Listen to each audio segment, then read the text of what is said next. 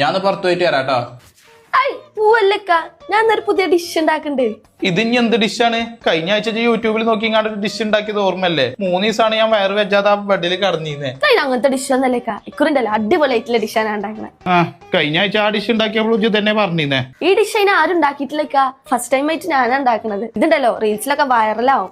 ഇത് വയറലും ആകും, ഇന്റെ വയറുചി കേടെത്തും. അല്ല അതൊക്കെ പോട്ടെ, എന്തൊരു സാധനം ഉണ്ടാക്കണത്? സാധനം എന്താന്ന് ചോദിച്ചാലേ സാമ്പാർ. സാമ്പാറോ? ഇതിപ്പോ എല്ലാരും ഉണ്ടാക്കണല്ലേ സാമ്പാറ്? സാധാരണ സാമ്പാറിൽ എല്ലാരും എന്താ ഇടല്? പച്ചക്കറികളല്ലേ. പക്ഷെ ഞാൻ ഇതിക്ക് ഇൻക്ലൂഡ് ചെയ്യുന്നുണ്ട് മീനും ഇറച്ചിയും. മീനും ഇറച്ചിയില്ല സാമ്പാറോ? എന്തിനാ മീനും ഇറച്ചിയും പാടാക്കിയത്? ആ ചിക്കനും പാടാണ് ഇട്ടുകൂടായിരുന്നോ? ചിക്കൻ കുറെ നോക്കി, ചിക്കൻ കിട്ടാത്തോണ്ടാണ് ബീഫ് ഇട്ടത്.